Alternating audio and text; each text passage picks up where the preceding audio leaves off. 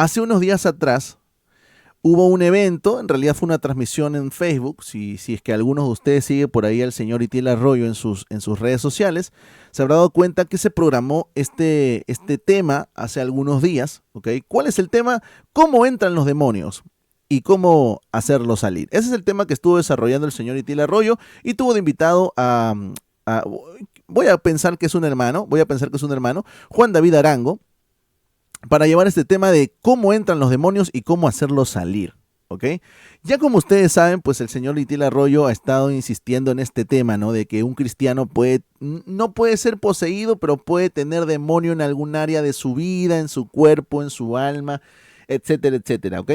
Y por supuesto, como ya era de esperarse, pues ha tomado un poco todos los comentarios en los cuales algunas personas tratan de corregirlo, y al contrario, ha fomentado mucho más esta idea que él tiene, ¿no? En realidad no solamente él, ¿no? Como ya hemos visto también por ahí hay una pastora, ¿no?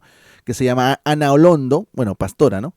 Ana Olondo, que también enseña exactamente lo mismo que él, ¿no? Que un demonio no puede poseer el espíritu de un cristiano, pero sí puede habitar en el cuerpo o en el alma, ¿ok? Así que rápidamente vamos mostrando por aquí, voy a mostrar solamente algunos fragmentos de la conversación que tuvo por ahí Itiel Arroyo con el señor Juan David Arango, que siempre me olvido su nombre, discúlpeme. Así que lo vamos comentando rápidamente, porque hay algunas cositas bastante curiosas que vamos a escuchar aquí, ¿ok? Así que le doy play en 3, 2, 1, va. Que reflexionemos en una pregunta súper importante, y a todos los que están conectados en esta bella iglesia online, y es nuestro cuerpo.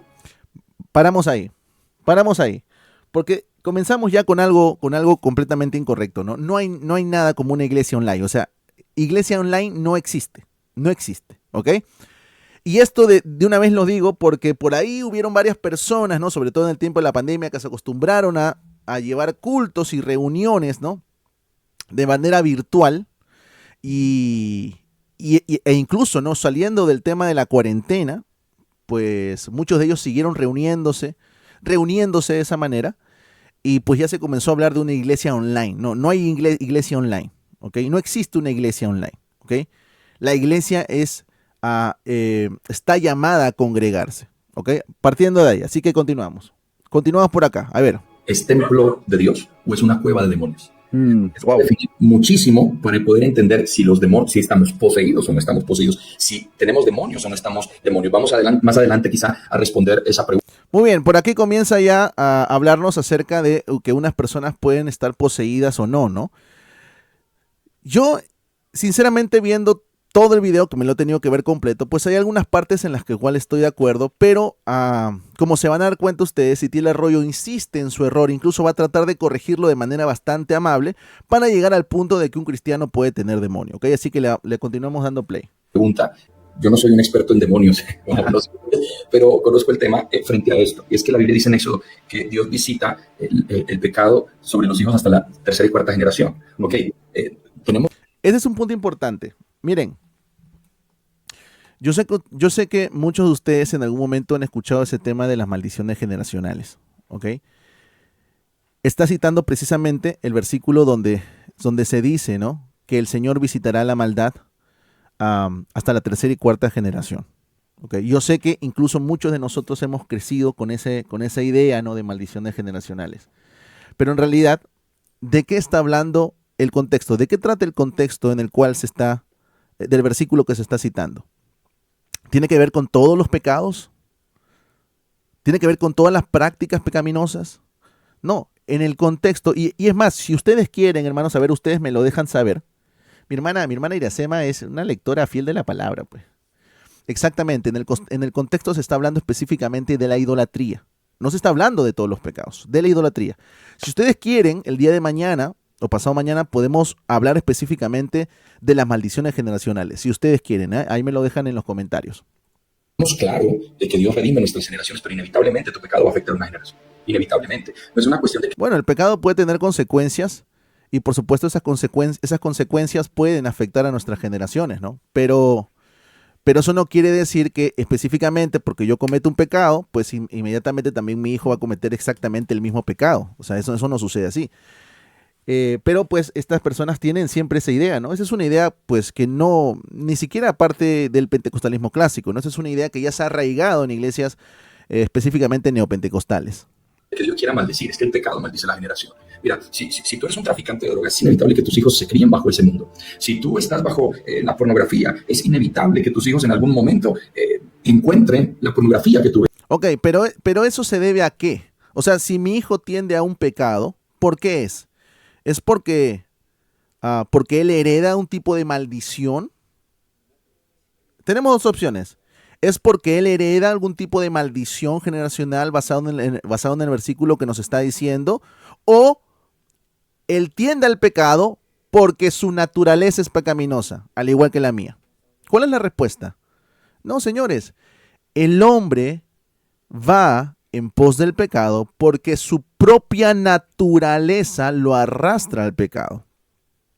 Entonces tú cuando le presentas a un niño algo pecaminoso, su propia naturaleza lo va a arrastrar en pos de eso. ¿Me dejo entender? Entonces, esto no se trata de una maldición generacional que inmediatamente, bueno, la consecuencia o la paga de que, no sé, a ver, una persona sea alcohólica, inmediatamente es que su hijo también sea alcohólico.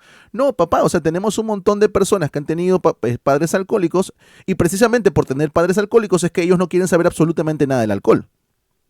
Entonces, hay mitos, ¿no?, que se han metido dentro de la iglesia simplemente porque entienden mal ciertos versículos. Pues mira, tengo cantidad de casos donde llegan chicos. Exactamente.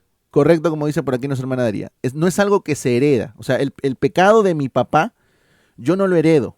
¿Ok? En realidad, si nosotros tuviésemos que hablar de herencia, lo que sí nosotros heredamos es la naturaleza de nuestro primer padre, que es Adán. Eso es lo único que nosotros heredamos. La naturaleza caída. ¿Ok?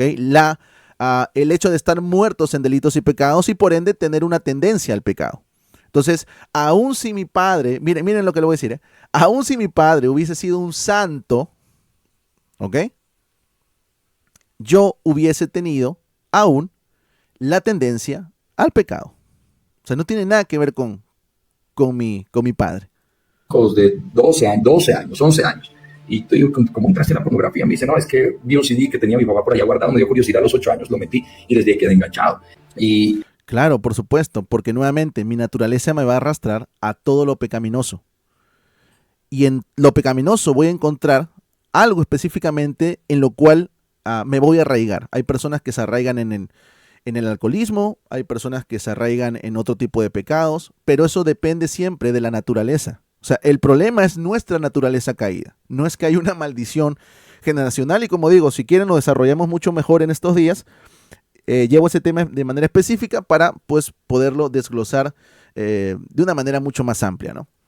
Y teniendo presente eso, Itiel, es ahí donde quiero entonces, bajo este contexto, decir cómo entran los demonios, ¿no? Ok, vamos a ver cómo entran los demonios, ¿no? Para comenzar, tienes que especificarnos, ¿no? ¿Los demonios entran dónde? ¿En alguien creyente o en alguien no creyente? Porque para comenzar, alguien no creyente, pues ya es dominado, ¿no? Por Satanás. Eso lo dice ya la carta a los Efesios en el capítulo 2, lo dice claramente. Es el tema en el cual nos hemos referido en este en vivo, cómo entran los demonios. Claro, porque hasta Aquí atención, presten mucha atención siempre a lo que dice Itiel, ¿ok? este punto quizá uno podría llegar a la conclusión de que las cosas que estás diciendo tienen que ver con aquellos que están fuera de la familia de Dios. Pues sí, cuando hablamos de posesiones o de tener algún demonio, pues tiene que ver eso únicamente con aquellos que están fuera de la familia de Dios, de todas maneras. No han sido sellados con el Espíritu Santo, que no han nacido de nuevo, no han sido regenerados. Entendemos que ellos son... Por cierto, entiéndase siempre el sello del Espíritu Santo como sinónimo de tener al Espíritu Santo, ¿eh?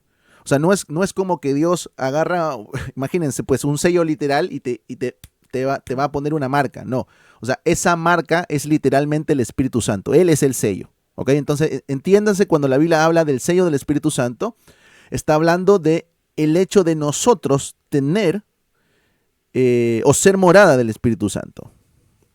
Los gadarenos, los que están poseídos y bajo terrible tormento. Pero ya nosotros no tenemos ninguno de esos problemas porque el Espíritu Santo ha venido a morar a nosotros. Por supuesto, el Espíritu Santo ha venido a morar en nosotros. Entonces, estamos libres de cualquier tipo de opresión o influencia. No, no.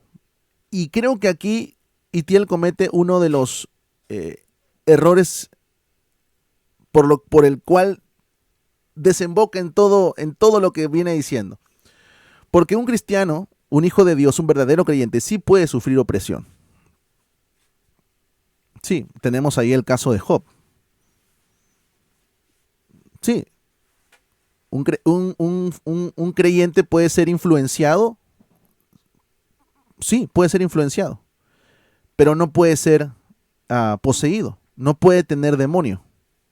Entonces, el problema de Itiel es que no separa las cosas, ¿ok? O actividad demoníaca. Y esto es lo que muchos creen, pero la pregunta sería, ¿esto es real? ¿O los cristianos también de alguna manera podemos dejar entrar espíritus inmundos en nuestra vida? Bueno, esa es la pregunta, ¿no? Esa es la pregunta y la controversia que se ha generado ahora, ¿no? Un cristiano, un verdadero hijo de Dios, puede dejar que espíritus inmundos entren a su vida. Pues vayan respondiendo por ahí ustedes, ¿ok? Porque su opinión también importa, hermanos, ¿eh? O sea, lo que ustedes comprenden a la luz de la palabra del Señor, pues vayan comentándolo por ahí. ¿Será que un creyente, un hijo de Dios, puede darle cabida para que un espíritu inmundo ingrese a tu vida de alguna manera? Ingrese a tu cuerpo, a tu alma, a tu espíritu. Bueno, vamos a ver qué nos dice por aquí Itiel y por supuesto el invitado que tiene. Es como entran los demonios, entendiendo presente esto. Los demonios entran a través de un pecado habitual. Vamos quedándonos con lo que viene diciendo. Los demonios ingresan o entran a través de un pecado habitual. Ok. Es decir, no puedo decir que si tú pecas entonces entraron los demonios. No, creo que los demonios empiezan a tener acceso a través del pecado habitual. Los demonios comienzan a tener acceso a través del pecado habitual. Una cosa es pecar y otra cosa es vivir pecando. Ah, sí, por supuesto. Eso lo tenemos muy claro. Una cosa es pecar y otra cosa es practicar el pecado. Eso es muy diferente, porque nadie está exento de pecar. La misma Biblia dice que todos hemos pecado. El problema es cuando dicho pecado se convierte en hábito. Podríamos decir que si lo que haces es esporádico, pero el hecho de que sea reiterativo, sin importar si lo haces una vez al mes, si lo haces cada 15 días. Bueno, pero ahí estamos hablando ya de una práctica.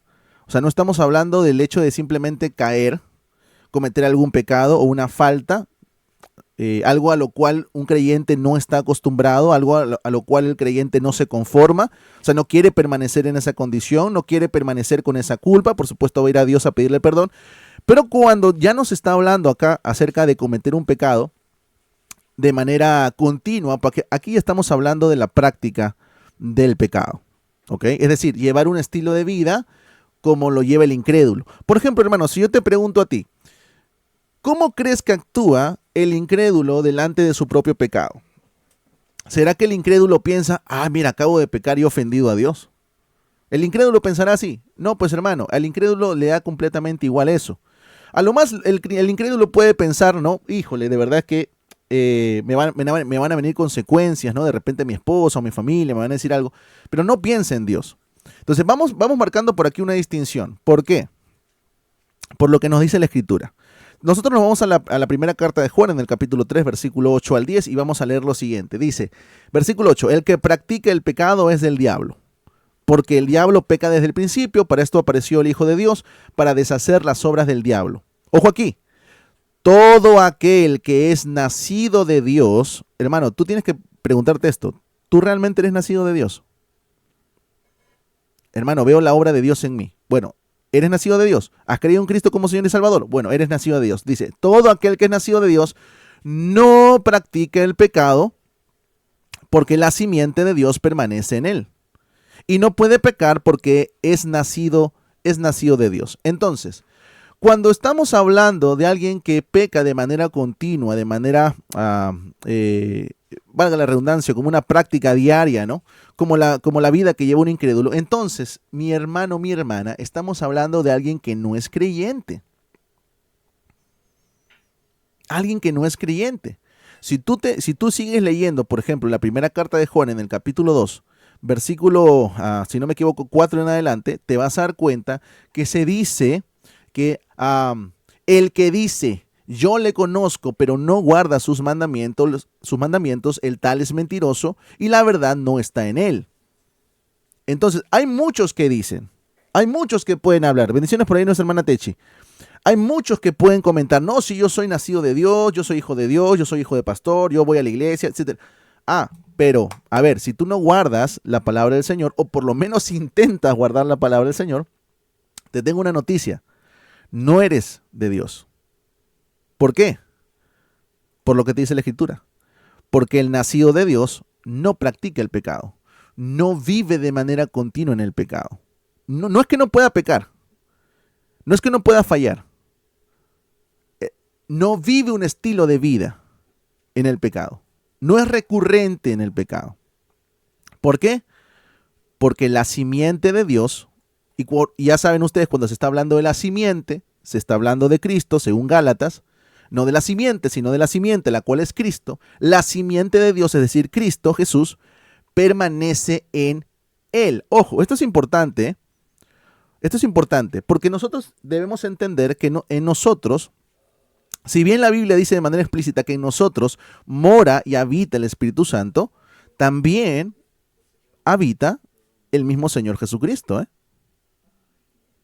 La simiente de Dios, Cristo, permanece en él y no puede pecar porque es nacido de Dios. En esto se manifiestan los hijos de Dios y los hijos del diablo. Ah, muy bien. Entonces, aquí identificamos específicamente dos grupos, los hijos de Dios y los hijos del diablo. Los hijos de Dios no practican el pecado, los hijos del diablo practican el pecado. Así de sencillo. Lo vuelves a practicar y lo conviertes en un hábito, entonces Satanás va a empezar a hacer un cambucho. Aquí en Colombia, no sé si allá en España se entiende esa palabra de cambucho, empieza a ser como una habitación, pues, para que suene más. Muy bien, por aquí el Señor nos está diciendo que si alguno de nosotros, algún cristiano, comienza a practicar el pecado, aunque la Biblia identifica claramente a aquel que practica el pecado como hijo del diablo, si tú comienzas a practicar el pecado, entonces un espíritu va a comenzar a ser como una pequeña habitación en ti, es lo que está diciendo. Más entendible. Ahora, el pecado habitual le dará derecho a los demonios para habitar en ti. El pecado habitual no le dará derecho a los demonios para habitar en ti. El pecado habitual o la práctica del pecado te está identificando claramente como hijo del diablo. Así de sencillo. Así de sencillo. Creo que lo segundo que le da entrada a los demonios es la práctica del ocultismo, porque hay muchos cristianos que todavía están leyendo el horóscopo. Hay muchos cristianos que están leyendo el horóscopo. A ver, sencillo, señores. A ver, sencillo. Si tú ves una persona que se hace llamar cristiana y todavía anda consultando el horóscopo, ¿será cristiano o no será cristiano? Bien simple, señores. Bien simple. Si tú ves una persona, si tú ves a un amigo, una amiga que te dice, no, yo soy cristiano, yo voy a la iglesia, etcétera, yo creo en Dios, pero lo ves recurriendo de manera frecuente al horóscopo, ¿será cristiano o no será? No es cristiano, pues mi bro, no es cristiano. Que tú le preguntas, cristiano, ¿si tú qué signo eres? No, yo soy Leo, yo soy Cáncer, yo soy Capricornio. Y eso genera derecho legal a los demonios. O sea, eso es lo que hay que entender. No, eso está identificando que esta persona, aunque se ya haga llamar cristiana o cristiano, en realidad no ha entendido el evangelio. Porque alguien que ha entendido el evangelio, por supuesto que no va a ir al horóscopo. Muy, muy de primera mano. Es el derecho que les das, porque ellos actúan bajo leyes espirituales. Jesús Atención aquí. liberó a muchos seres humanos de demonios que los estaban atormentando. Es verdad, Jesús liberó a muchas personas de la opresión de demonios. Los apóstoles lo hicieron porque Jesús les comisionó. Eso también es cierto. Pero la cuestión es, esto solo es concerniente a los que están fuera de la familia de Dios. Solo Aquí viene el tema. Este tipo de... este hecho de que una persona tenga... Porque a Haití le cuesta utilizar la palabra posesión, le cuesta utilizar la palabra posesión. Porque él entiende que que una persona que es poseída por un espíritu no es cristiana. Pero que un cristiano sí puede tener demonio. Es prácticamente lo mismo, mi bro. Es prácticamente lo mismo. Entonces, como que se lía un poquito ahí si utilizar la palabra posesión o no posesión. Pero bueno, sabemos que estas personas de las cuales está nombrando que el Señor sanó y los apóstoles también actuaron con respecto a esto, tuvieron una expulsión, de demonios. ellos pueden estar bajo esta posibilidad de ser,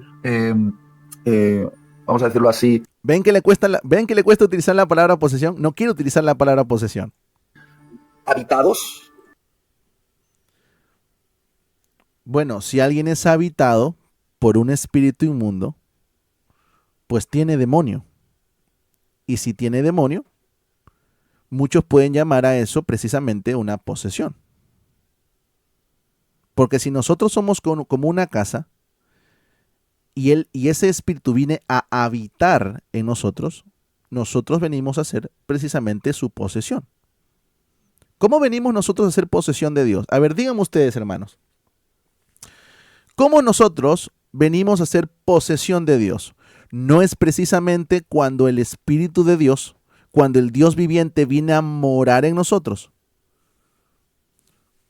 Exactamente. Cuando el Dios viviente viene a morar en la persona automáticamente viene a ser posesión de Dios. Bueno, pero aquí a Itiel le cuesta decir, ¿no?, que esta persona está poseída o endemoniada. ¿Por qué? Porque a pesar de que nos está diciendo que un creyente o en un creyente puede habitar un espíritu inmundo, no quiere utilizar esas palabras. Es muy ambiguo, o sea, la comprensión que él tiene es demasiado ambigua. Por espíritus inmundos, o los cristianos también. Porque claro, aquí, Juan David, llegamos a un punto teológico complicado, y es que un cristiano lo es porque el Espíritu de Cristo, el Espíritu Santo, ha venido a morar dentro. Bueno, el señor Itiel Arroyo nos está dando la razón. Sí, cuando el Espíritu Santo de Dios viene a morar en el creyente, en ese momento nosotros pasamos a ser posesión de Dios. Dentro de él. Tenemos una concepción de seres humanos tripartitos, ¿no? Espíritu, alma y cuerpo. Entendemos que el Espíritu Santo viene a morar dentro del espíritu humano. Aquí hay otro error. Yo quiero que el señor Itiel Arroyo me diga ¿qué versículo dice que el Espíritu Santo viene a morar o a habitar en el espíritu humano? ¿Qué versículo dice eso? ¿Cuál versículo dice eso? Porque a mí lo que me dice la primera carta a los Corintios, en el capítulo 6, versículo 19, me dice lo siguiente: ¿o ignoráis que vuestro cuerpo, no dice espíritu, vuestro cuerpo es el templo del Espíritu Santo, en el cual está en vosotros, el cual tenéis de Dios y que no sois vuestro? Ninguno. Y por cierto, justamente aquí les estaba comentando que no solamente en nosotros mora el Espíritu de Dios, en nosotros también mora Cristo. Gálatas capítulo 2, versículo 20. Con Cristo estoy juntamente crucificado, ya no vivo yo, mas Cristo vive en... ¿Quién? ¿Quién vive en ti? ¿Quién vive en ti? Cristo. Mas vive Cristo en mí, y lo que ahora vivo en la carne, lo vivo en la fe del Hijo de Dios, el cual me amó y se entregó por mí, a sí mismo, por mí. Entonces, yo no sé de dónde saca el señor Itiel Arroyo específicamente esta idea o este concepto de que el Espíritu Santo viene a morar solamente en nuestro espíritu. No, o sea, todo nuestro cuerpo viene a ser de Dios. Todo nuestro ser viene a ser de Dios. Es más, por aquí tenemos la primera carta a los Tesalonicenses, capítulo 5, versículo 20, donde se nos dice lo siguiente: el mismo Dios de paz os santifique por completo. Ojo aquí. No por partes. Por completo. ¿Y qué es por completo? Todo vuestro ser. Todo vuestro ser. Es decir, aun si el señor Itiel Arroyo tiene una comprensión de que el hombre es un ser tripartito, no significa esto que seamos que tengamos como tres habitaciones separadas, pues. Somos un solo ser. Somos un solo ser. Sí, alma, espíritu, alma y cuerpo, pero un solo ser. Y cuando uno es afectado, todo es afectado. ¿Me dejo entender? Por eso dice, todo vuestro ser, espíritu, alma y cuerpo, sea guardado irreprensible para la venida de nuestro Señor Jesucristo. Por supuesto, esa idea que nos está diciendo aquí el autor bíblico no encaja en lo que nos está enseñando por aquí el señor Itiel Arroyo. Está en una condición como muerta a causa del pecado, el pecado original desde Adán y Eva. Gracias. Evidentemente, Yo estoy de acuerdo en que un cristiano verdadero, Aquí viene, porque viene la primera pacateada. Es que yo, mira, sinceramente yo creo que al que invitaron, me olvido el nombre, Juan David Arango, yo creo que él está mucho más cercano a lo que realmente dice la Biblia. Pero siento de algún modo que trata de congraciarse con Itiel. Siento que trata de apegarse a la fuerza a lo que dice Itiel. ¿Ok? ¿Por qué? Porque aquí viene una pagateada, ¿no? Itiel no se da cuenta, ¿no? Pero luego va a intentar seguir su pensamiento con respecto a que un verdadero cristiano puede tener demonio. Pero vamos con la primera pagateada. obviamente, yo estoy de acuerdo en que un cristiano verdadero, note la palabra verdadero, no puede estar poseído por demonios, pero un cristiano vacío sí. A ver. Vamos a poner un pausa acá. Un cristiano verdadero no puede estar poseído, pero un cristiano vacío sí. ¿Pero cuál cristiano vacío? Si hay un cristiano verdadero, entonces, pues el otro no es cristiano, pues mi bro. Así es sencillo. O sea, tú no me puedes decir porque por un lado hay un cristiano verdadero y por el otro lado sigue habiendo un cristiano verdadero pero vacío. No, ¿es un cristiano verdadero o no es un cristiano verdadero? Así es sencillo. Así de sencillo. Entonces tomamos la idea de nuestro amigo, un cristiano verdadero no puede ser poseído. Un cristiano vacío que vendría a ser un falso cristiano, por supuesto que sí, porque no es cristiano, pues en él no mora, no habita el Espíritu de Dios. Probablemente sí. Quiero dejar claro algo. El problema no es que estés barrido y el problema no es que estés en orden. El problema es que estés vacío. Bueno, si estoy vacío, sencillo, señores, o sea, si tú estás vacío, o si hay alguien que está vacío, es porque en él no mora el Espíritu de Dios. No mora. No mora. E incluso hay evidencias de que el Espíritu Santo mora en nosotros. Por ejemplo, si tú te vas a leer Romanos capítulo 8, versículo 14, te dice que todos los que son guiados, nota la acción, guiados por el Espíritu de Dios, estos son hijos de Dios. A ver, si tú no ves en tu vida la guía del Espíritu Santo, lo más probable es que no seas hijo de Dios. Porque el Espíritu Santo no solamente viene a morar en ti, no solamente viene a ser de ti tu habitación, sino que Él muestra precisamente que Él habita en ti.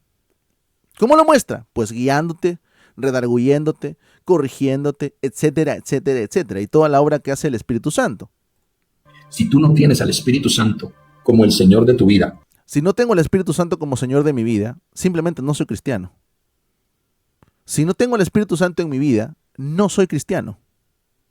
si tú no tienes el sello del Espíritu Santo, si tú no estás marcado por Él, si no tengo el sello del Espíritu Santo, por eso les estaba explicando hace un momento, ¿no? Cuando hablamos del sello del Espíritu Santo, estamos hablando específicamente del acto, del hecho de que el Espíritu Santo mora en ti. Si tú no tienes el sello del Espíritu Santo, no eres cristiano, pues mi bro. compadre, muy probablemente vas a ser poseído por demonios.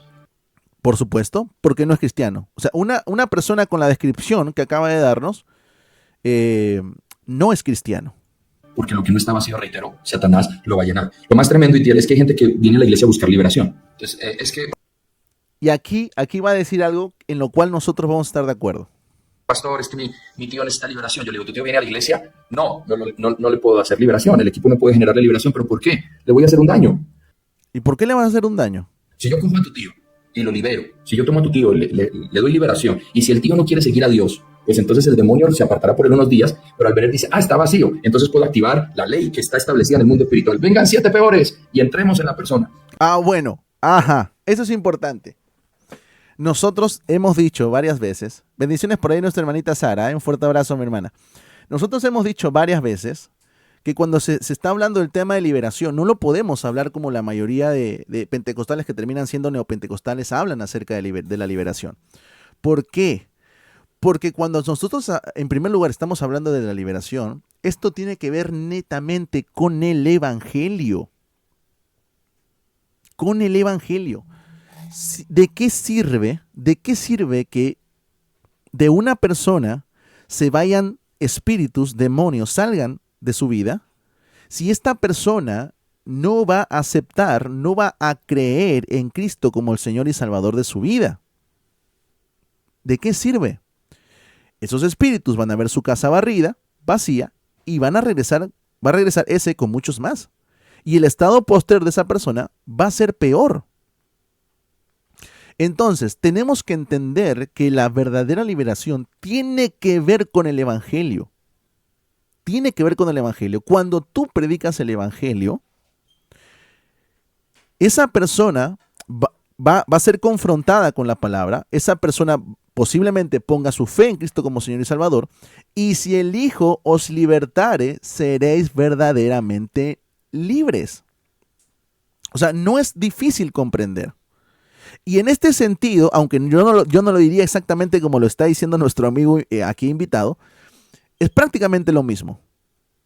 Pero esto tiene que ver siempre con una persona no creyente. El tío de lo que nos está contando por aquí nuestro amigo, ese tío que trajo esta creyente, ese tío no es cristiano, pues. Ese tío no es cristiano. Entonces seguimos todavía validando que una persona no creyente sí puede tener demonios. Los creyentes no. Nunca se debe practicar liberación con una persona que no esté dispuesta a seguir a Jesús y ser lleno del Espíritu Santo. Si no está dispuesta a seguir a Jesús, entonces no es cristiano. No ha sido confrontado por la palabra. No ha entendido el Evangelio. Entonces, lo que nosotros hemos visto, y corrígeme si me equivoco, o dime si tú lo vives ahí, Atención aquí. lo vives igualmente ahí, es que a medida que vas discipulando a los nuevos creyentes. Ojo, mira, aquí ya Itiel insiste, porque hasta ahorita el amigo no le da del todo la razón, ¿eh? Pero Itiel insiste. Ahora va a hablar de los creyentes que están llevando discipulado. Entonces estamos hablando supuestamente de verdaderos hijos de Dios, ¿no? Que ya son hijos de Dios. ¿Ves? Que ya son hijos de Dios. Van adquiriendo nuevos niveles de libertad más profunda. Y vemos cómo espíritus malignos abandonan sus cuerpos y sus almas. Muy bien, entonces, Itiel al menos equivocado, pero tiene claro su punto y él quiere insistir en ese punto, ¿no?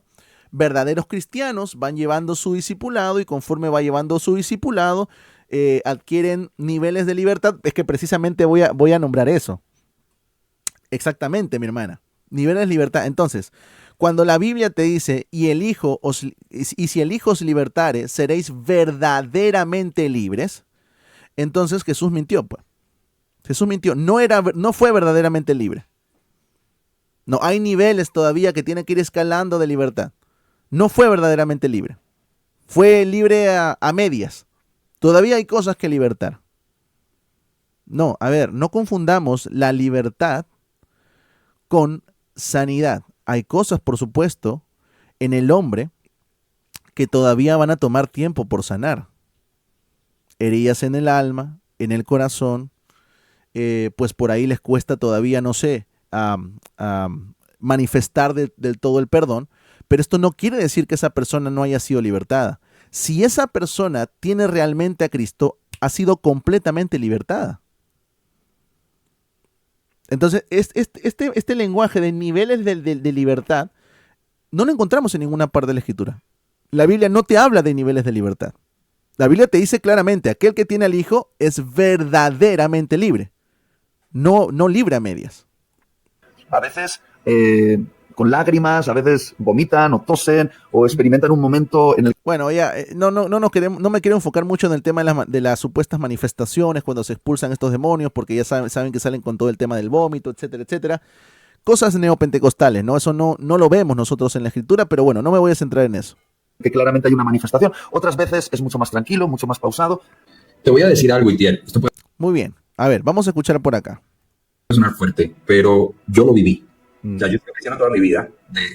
A ver, de nuevo, no. Te voy a decir algo, Itiel. Esto puede sonar fuerte, pero yo lo viví. O sea, yo estoy cristiano toda mi vida. No se puede ser cristiano toda la vida. Por eso les digo, o sea, yo siento que el amigo invitado tiene una posición más o menos correcta, pero trata de apegarse un poco a lo que dice Itiel. Trata de no sé cómo poder decirlo, no sé cuál es la palabra correcta, ¿no? Trata de ganarse el favor de Itiel, ¿no? Y con eso, por supuesto, ganarse el favor de todo el público que lo está escuchando por ahí, ¿no? No, una persona no puede ser cristiana toda la vida. No, uno puede haber nacido en una familia cristiana. Exactamente, trata de adaptarse, trata de agradar. Ok, exactamente, ¿no? Porque no quiere refutar a Itiel, pues obviamente. Si él es el invitado, no va a intentar refutar a Itiel. Exactamente, mi hermana, exactamente. Pero una persona no puede ser cristiana toda la vida. No, tú puedes haber nacido en una familia que practica el cristianismo, pero tú no naces cristiano, para comenzar, ¿no? Tú, aunque hayas nacido en una familia cristiana, tú tienes que tener un encuentro personal real con Cristo. Con Cristo. Si tú, a pesar de haber nacido en una familia cristiana, no tienes un encuentro personal con Cristo, no tienes un encuentro real con el Dios de la Biblia, entonces no eres cristiano, pues papá. Yo nazco en el Evangelio, pero yo no puedo considerar de que yo tuve a Jesús toda mi vida. Ah, bueno, si no tuviste a Jesús toda la vida, entonces no fuiste cristiano toda la vida. Es ilógico, por eso de verdad es que me cuesta un poquito esto. Es ilógico que alguien me diga que he sido cristiano toda la vida, pero luego me diga no he tenido a Cristo toda la vida. No, pues nosotros somos cristianos precisamente porque tenemos a Cristo en nuestra vida. Y eso se va a dar cuando nosotros tengamos un encuentro personal con el Dios de las Escrituras. Hablo nuevamente de tener una fe de alguna manera condicionada solamente a lo que yo quería. Y yo recuerdo, mi madre ha sido mi guerrera, la guerrera de mi vida, la que ha estado conmigo en mi... Bueno, aquí él comenta a su madre, en ese sentido, pues le mostramos el mayor respeto del mundo, ¿no? Tenemos madres, bueno, muchos de nosotros tenemos madres creyentes que oran por nosotros y tratan de guiarnos. En ese sentido, pues sí, aplaudimos, ¿no? Aplaudimos la actitud de su madre. mis batallas. Y yo recuerdo que hubo una temporada en mi vida donde yo creo que yo estaba poseído. Yo tenía demonios dentro de mí, siendo hijo de pastor, estando en la iglesia, ojo, liderando la alabanza, tocando el piano, en ocasiones predicando. Y hoy, al día de hoy, Bueno, esto nos muestra claramente, salud por ahí a los hermanos que se vienen conectando, ¿eh? Esto precisamente nos muestra, mira, que tú puedes ir a la iglesia, tú puedes haber nacido en una familia cristiana, tú puedes cantar en la iglesia, tú puedes predicar en la iglesia, tú puedes hacer un montón de cosas en la iglesia. Pero si tú no tienes a Cristo en tu vida, aunque tengas 20 años yendo a la iglesia, no eres cristiano. Así de sencillo. Yo les pregunto a ustedes, mis hermanos, ¿cuántas personas van a las iglesias cada semana? ¿Y cuántas de esas personas realmente son salvas? ¿Cuántas? Tú puedes decir que cada persona que va a tu congregación, cada persona que va a tu iglesia el fin de semana es verdadero cristiano. ¿Realmente ha nacido de Dios? No lo podemos decir.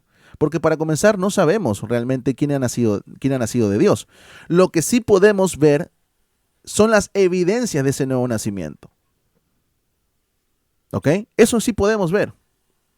Dentro de esas cosas, que el nacido de Dios no practica el pecado. Entonces, hay muchos puntos en realidad en los cuales están fallando aquí nuestros amigos. Y debido a esos puntos en los que fallan es que llegan a la conclusión que un verdadero cristiano, un verdadero creyente puede tener demonio, ¿no? Por ejemplo, incluso en el video anterior donde tratamos este tema, Itiel también hablaba de la oración del pecador. A ver, pero es que nadie se convierte por una oración. O sea, tú no vienes a ser cristiano por hacer una oración. No, tú vienes a ser cristiano, tú vienes a nacer de Dios cuando realmente has puesto tu fe en Cristo como Señor y Salvador. Si tú no has puesto tu fe en Cristo como Señor y Salvador de manera genuina, entonces eso muestra que no eres nacido de Dios. Así es sencillo. Pero hoy en día tanto se ha fomentado dentro de las congregaciones que, no, mira, haz esta oración y si tú lo obras con fe, entonces eres hijo de Dios. No. Hay un montón de personas que han hecho esa oración y no son hijos de Dios. No son hijos de Dios. O sea, la misma Biblia nos dice que hay muchos que le dirán, Señor, Señor. Pero no significa que sean hijos de Dios. No significa. Dice por aquí, o sea, ¿el nacer de nuevo es progresivo? No, por supuesto que no. El nacer de nuevo es una obra instantánea. El nacer de nuevo o la regeneración viene a formar parte de la salvación. El punto es el siguiente. No por hacer una oración significa, o repetir una oración, significa que esta persona haya nacido de nuevo. Porque hay muchos que lo hacen simplemente por compromiso. Hay muchas personas, ojo, mira, hay muchas personas, como por ejemplo, Simón el Mago, que se bautizaron. A ver, ¿Simón el Mago se bautizó, sí o no? Se bautizó. ¿Fue un verdadero creyente? No, no fue un verdadero creyente. Hay personas que se bautizan, que llevan discipulado, hay personas que sirven en la congregación de algún modo y no han nacido de nuevo. Pero como Itiel los ve dentro de la iglesia, automáticamente él piensa que son verdaderos cristianos. No, no es así. No es así. Si una persona no muestra con evidencia el nuevo nacimiento, porque el nuevo nacimiento tiene evidencias, entonces no es nacido de Dios. No es que esté muy viejo, pero puedo decir que fui poseído por demonios. Y eso sucedió Bueno, si fuiste poseído por demonios, mi estimado, entonces no eras creyente. conmigo. Entonces, por ejemplo, era un cristiano, pero era un cristiano que no estaba lleno de Cristo. No, no, no, no, no, no, no, no. No, no. Por eso digo, es que aquí nuestro amigo trata de congraciarse con Itiel. No. A ver, para comenzar, Itiel acaba de decir hace un momento que un cristiano no puede ser poseído, ¿no? Luego mete su cosa rara, ¿no? De que un cristiano sí puede tener demonio, ¿no? Pero no poseído. Algo completamente ilógico. Pero Itiel acaba de decir que un verdadero cristiano no puede ser poseído. Entonces tú no puedes decir ahora que estabas poseído, pero que eras un cristiano. No, eso es completamente contradictorio. No es que esté muy viejo, pero puedo decir que fui poseído por demonios. Y eso sucedió conmigo. Entonces, por ejemplo, era un cristiano, pero era un cristiano que no estaba lleno de Cristo. Eso es una clara contradicción. Yo era cristiano, pero era un cristiano que no estaba lleno de Cristo. Es que eso no existe. Eso no existe. No existe un cristiano que no esté lleno de Cristo. No existe un cristiano en el cual Cristo no tenga el dominio. Eso no existe. Es una clara contradicción. No existe un cristiano que no haya tenido un encuentro con Cristo. Eso no existe. Es que precisamente llegamos a eso, mi hermana. ¿Un cristiano sin Cristo? Eso es algo completamente ilógico. Eso es completamente ilógico. Entonces, creo profundamente en lo que me dices, creo profundamente en ese proceso, porque en esa liberación que yo te digo, yo ya había tenido un proceso. No crees lo que Itiel está diciendo, porque Itiel, confundido, pero acaba de decir que un verdadero cristiano no puede ser poseído. Tú acabas de decir que fuiste poseído, pero que eras cristiano. Eso es una clara contradicción a lo que Itiel acaba de decir en su momento. Mi mamá me había ido acompañando. Hay tanto debate que solo quiero aclarar esto. A veces son terminologías. No son solamente terminologías. O sea, miren, que de verdad, señores, de verdad. Pareciera que el señor Itiel Arroyo a veces agarra todo su estudio teológico y lo tira a la basura, de verdad, ¿no? O sea, yo creo que él ha tenido un estudio teológico. Equivocado en algunos puntos, pero creo que ha tenido. Pero es que esto no solamente es un tema de términos. O sea, los términos no están porque nos da la gana de utilizar ese término porque nos viene en gana. No, o sea, los términos están por algo. Los términos se usan por algo, con un propósito, con una intención. Entonces, esto no es simplemente un tema de terminología. Este es un tema doctrinal. Y tenemos un gran problema cuando nosotros decimos de que un cristiano no puede ser poseído, pero al mismo tiempo puede tener demonio en su alma o en su cuerpo. Eso es una clara contradicción. Así que no minimice, señor Itiel Arroyo, todo esto a simplemente un problema terminológico. ¿Vale?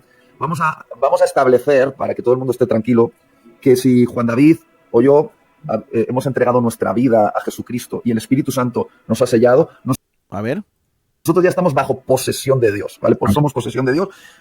Exactamente. Somos posesión de Dios cuando Dios, el Dios viviente, viene a morar en nosotros y tenemos el sello del Espíritu Santo. Y no puede poseernos el maligno, pero sí podemos tener espíritus inmundos habitando de alguna manera en nuestros cuerpos o en Pero si está teniendo la misma acción, ¿de qué manera nos posee el Dios viviente? ¿No es precisamente viniendo a morar en nosotros? Y ahora me dices que un espíritu puede morar también en mí, pero no poseerme. O sea, es la misma acción, Itiel. nuestras almas. Totalmente de acuerdo, sí, a veces. Y ese es el tema, ¿no? Viene a hablarnos del tema de que puede poseer nuestra alma, ¿no? O sea, el Señor piensa que, para comenzar, tiene un problema, ¿no? Cuando dice que el Espíritu solamente viene a morar en nuestro espíritu, tiene un problema. Y Él se va a centrar en el tema del alma. que en realidad los hermanos que son dicótomos, es decir, que el hombre simplemente tiene cuerpo, alma y o espíritu, no tiene ningún problema en eso, pero precisamente pues el problema con Itiel tiene que ver con el hecho de que él abraza la postura tricótoma. Entonces él piensa que el Espíritu Santo viene a morar en el espíritu del creyente, pero en el alma sí puede haber una cabida para un espíritu inmundo ahí, ¿no? Vamos a continuar por acá. Primera carta a los Corintios, capítulo 6, versículo 19 al 20, dice lo siguiente: ¿O ignoráis que vuestro cuerpo es el templo del Espíritu Santo, el cual está en vosotros, el cual tenéis de Dios, y que no sois vuestro? Porque habéis sido comprados por precio. ¿Cuál es el precio? La sangre de Cristo. Glorificad pues a Dios en vuestro cuerpo y en vuestro espíritu, los cuales son de Dios. Entonces, aún nuestro cuerpo viene a ser del Señor. Continuamos por aquí. La segunda carta a los Corintios, capítulo 5, versículo 17, dice: de modo que si alguno está en Cristo, nueva criatura es, nueva creación es, dice el original. Las cosas viejas pasaron, he aquí todas, no algunas, todas son hechas nuevas. Pregunta: cuando una persona viene a ser una nueva criatura, una nueva creación o es regenerado, ¿solamente nuestro espíritu, solamente nuestro cuerpo vienen a ser cosas hechas nuevas? ¿O también nuestra alma viene a ser hecha nueva? ¿Qué cosa es renovado? ¿Qué cosa es renovado? ¿Solamente nuestro espíritu? ¿Solamente nuestro cuerpo? Todo, señor Itiel, todo. El alma también viene a ser renovada. Ahora, estoy hablando desde una postura tricótoma, por supuesto, ¿no? Ya que esa es la postura de nuestro amigo Itiel. Ahora, vamos por aquí, y con esto yo creo que va a quedar completamente mucho más claro de lo que ya venimos entendiendo. Efesios capítulo 3, versículo 17, dice lo siguiente, apúntalo, hermano: para que habite Cristo. ¿Quién va a habitar? Dilo por ahí, escríbelo por ahí, mi hermano. ¿Quién va a habitar aquí en este versículo? ¿Quién va a habitar? Cristo va a habitar, ¿ok? Para que habite Cristo por la fe. ¿Dónde? En vuestros corazones, a fin de que, arraigados y cimentados en el amor, y va a continuar luego diciendo muchas cosas más el capítulo, ¿ok? Vamos a centrarnos en esta parte. Para que habite Cristo en vuestros corazones. Ahí está. Entonces, aquí tenemos a Cristo habitando. Pero ¿qué cosa está habitando? ¿Qué está habitando Cristo aquí? Cristo está habitando nuestros corazones. Permítame ir a una Biblia interlineal. Aquí tienes Efesios capítulo 3, versículo 17. Vas a ir por aquí a la Biblia interlineal. Aquí está la palabra corazón, o que se traduce como corazón. Porque me imagino que algunos de ustedes ya saben a qué se refiere la Biblia cuando habla de corazón, ¿no? Vamos a bajar por aquí.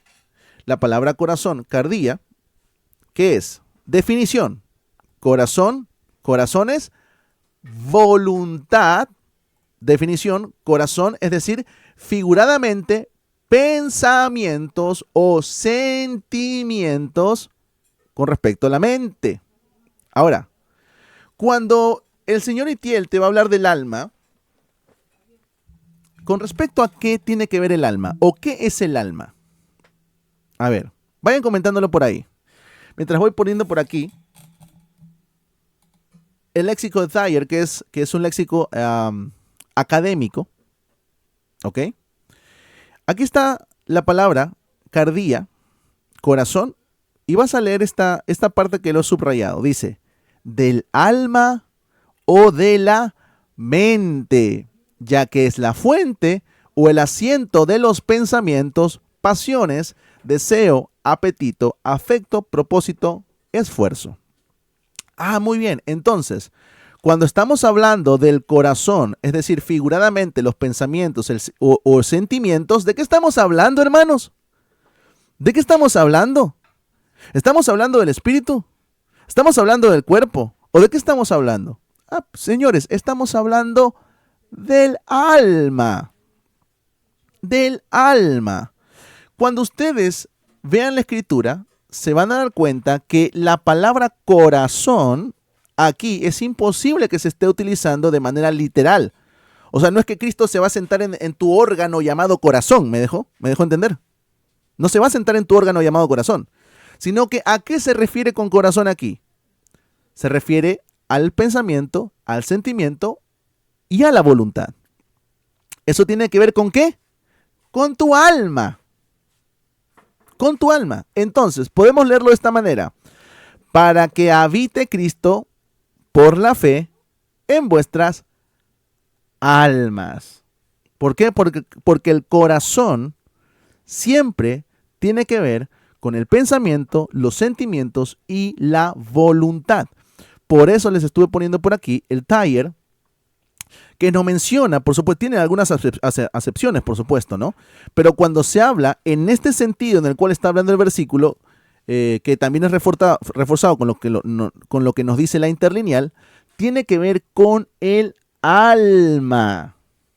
Tiene que ver con el alma. Entonces, ¿cómo el señor Itiel Arroyo nos va a venir a decir que el Espíritu Santo mora en nuestro espíritu, en el espíritu humano, pero que en el alma puede habitar un demonio? ¿Sí me dejo entender? ¿Cómo nos puede decir que en nuestra alma puede habitar un demonio, puede habitar un espíritu inmundo? Si el versículo me está diciendo claramente que es Cristo quien habita ahí donde reposa nuestro pensamiento, nuestro sentimiento y nuestra voluntad, llamado corazón o también llamado alma. Es completamente contradictorio a las Escrituras. Completamente contradictorio. ¿Ok?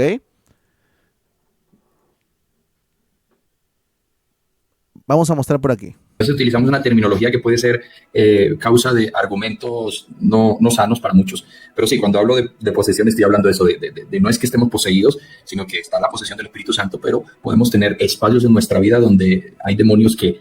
¿Ven cómo su invitado se corrige él mismo con respecto a lo que ha dicho? Ah, bueno, se está corrigiendo a él mismo precisamente porque quiere ir acorde con el pensamiento del señor Itiel Arroyo. Tiene sus cambuches, tiene sus cambuches. Entonces, eso es como una casa, reitero, o sea, tu casa no está poseída por ratas, puede haber una rata, pero la rata no gobierna la casa, ¿ves? Entonces, sí. Bueno, por aquí nos viene a poner un ejemplo, ¿no? O sea, nosotros somos como una casa en la cual puede haber una rata. Y la casa no le pertenece a la rata, pero la rata está en la casa. Es decir, la casa le pertenece a Dios, nosotros le pertenecemos a Dios, pero en esta casa todavía puede haber ratas.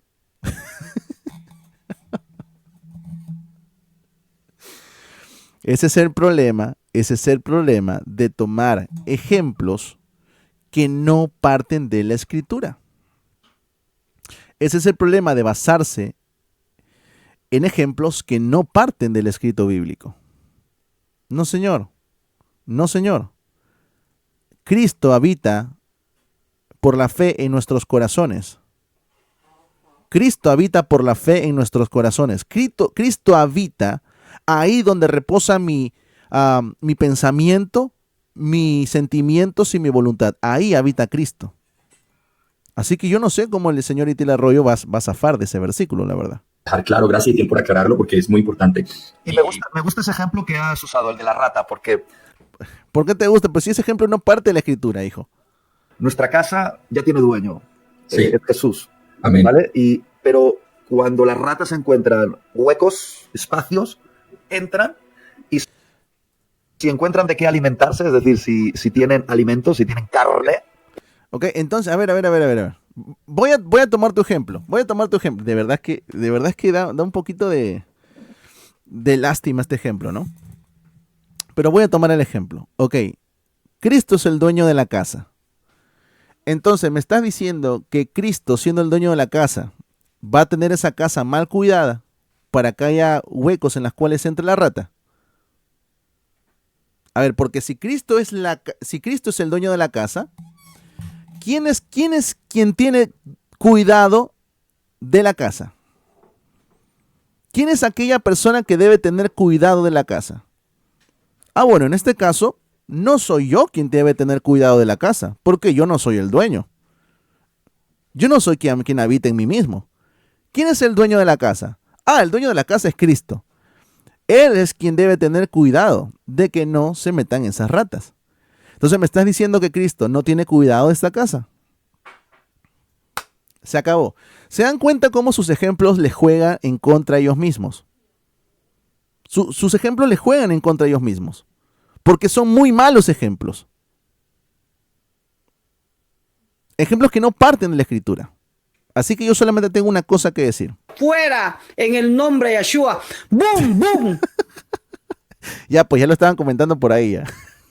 Podrida, hacen un nido.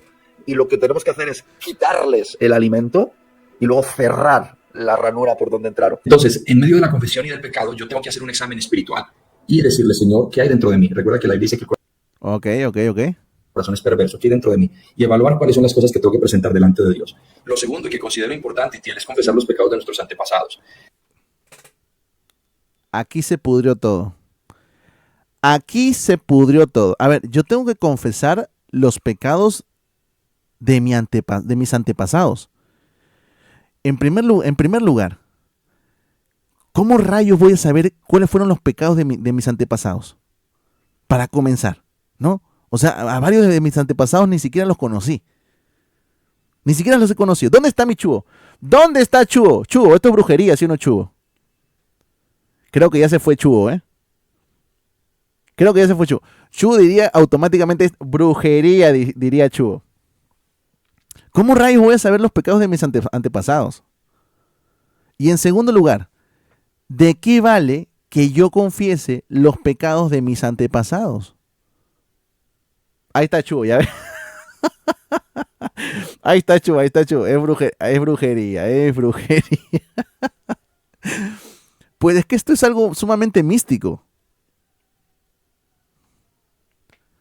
¿Para qué voy a confesar los pecados de mis antepasados? O sea, ¿cuál es el propósito de confesar los pecados de mis antepasados? Si es que llegase a saberlos para comenzar, ¿no? Porque no hay manera en la cual yo pueda saber. De esta manera rompemos con iniquidad, que eso es otro tema aparte, pero es parte de la liberación, ¿no? Romper la maldición generacional. Rompemos con la iniquidad. Pero es que, a ver. La iniquidad y el pecado van a ser rotos, pero no por mi confesión. Porque para comenzar, no sirve de nada que yo confiese los pecados de mis antepasados, ¿no? O sea, este acto de confesar pecados de mis antepasados es más o menos como lo que tienen exactamente los católicos con respecto a las indulgencias, o lo que tienen los mormones con respecto a bautizarse por sus familiares que ya están muertos. O sea, es lo mismo. Es lo mismo. ¿De qué me vale a mí confesar los pecados de mis antepasados? ¿Qué pecados habrán cometido? Yo no tengo la menor idea. No tengo la menor idea. Y la única manera de romper el pecado y la iniquidad es creyendo en el Evangelio para que Cristo sea quien rompa el pecado y la iniquidad. No hay otra manera, señores. No hay otra manera.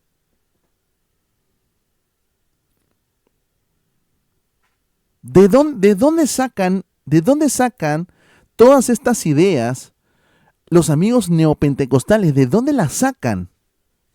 ¿De dónde las sacan? ¿Hay un versículo acaso donde se me diga, no, que tú tienes que confesar los pecados de tu antepasado para que se rompan las cadenas, para que se rompa la iniquidad? ¿Dónde dice? ¿Dónde dice? No, yo soy responsable de reconocer mi propio pecado delante de Dios y venir en fe y en arrepentimiento al Señor. Y es más, si nosotros en algún momento tuvimos la capacidad de arrepentirnos y reconocer nuestro propio pecado, es precisamente porque Dios ya había obrado en nosotros. Porque si Dios no obra en nosotros, nosotros ni siquiera pudiésemos confesar nuestra propia maldad. ¿Dónde dice, señores? ¿De dónde sacan estas ideas? ¿De dónde sacan estas ideas? Pero bueno, espero que baste. Creo que con Efesios capítulo 3, versículo 17, debe bastar para que entendamos realmente, mis hermanos, que un espíritu inmundo no puede habitar en nuestra alma. No, todo nuestro ser le pertenece al Señor. Todo nuestro ser, espíritu, alma y cuerpo, todo nuestro ser le pertenece al Señor.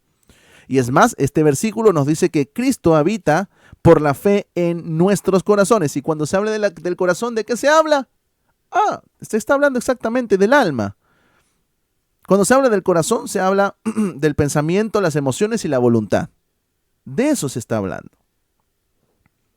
Entonces, mis hermanos, yo la verdad me sorprendo cómo hay tantas personas que suelen seguir a Itiel Arroyo. Yo no tengo nada en contra de él, de verdad. Yo no tengo nada en contra de él. Pero sí tengo un problema con esta enseñanza. Sí tengo un problema con esta enseñanza. Yo no le he dedicado ningún live a Itiel antes por otro tema. Que a veces no estoy de acuerdo en la manera tan, perdón, quizá me equivoco, ¿no? La manera tan exagerada en en que a veces predica, pero ese es su tema, ese es su rollo, o sea, yo no tengo ningún problema con él. Si él lo quiere hacer así, bien. Pero este tema en específico sí es un problema. Sí es un problema. ¿Por qué? Porque este tema le quita la responsabilidad de sus pecados a la gente. Luego mañana van a salir, yo no sé si ustedes llegaron incluso a ver algunas noticias, ¿no? Así en el mundo cristiano, ¿no? Una vez me topé con una portada en alguna página web donde se estaba hablando de un marido que había caído en pecado. Ya saben a qué me estoy refiriendo. Y la excusa del marido era, no, es que entró en mí un espíritu de fornicación. Un espíritu de fornicación y me obligó a hacerlo, ¿no? No, señora, a ver, tú eres responsable de tu pecado. Yo soy responsable de mi pecado. Todos nosotros somos responsables de nuestro pecado. Cuando tú dices, no, es que es un demonio, es que es un espíritu inmundo, no, le quitas la responsabilidad a la persona. Entonces hay que tener mucho cuidado con esta enseñanza. Porque no solamente eso, ¿no? Sino que le hace creer a todo el mundo de que porque tú estás en una iglesia, eres cristiano. No, papá. Tú no eres cristiano por ir a una iglesia. Tú eres cristiano por haber tenido un encuentro real y personal con el Dios de las Escrituras. Si tú no conoces al Dios de las Escrituras, entonces no eres cristiano. Así seas hijo de pastor, y tu abuelo sea pastor, y tu bisabuelo pastor, y hayas vivido toda tu vida en la iglesia, no eres cristiano. Así de sencillo. Así de sencillo. Entonces rechazamos completamente la enseñanza del señor Itiel Arroyo con respecto a este punto en particular. Con otros puntos yo no tengo ningún... bueno, a excepción del tema del pastorado femenino, ahí había otro punto en el cual no estoy de acuerdo, pero yo quiero que quede claro que yo no tengo nada en contra del señor Itiel Arroyo. Nada en contra de él. Al contrario, vamos a orar por el señor Itiel Arroyo. Pero en este punto está sumamente equivocado.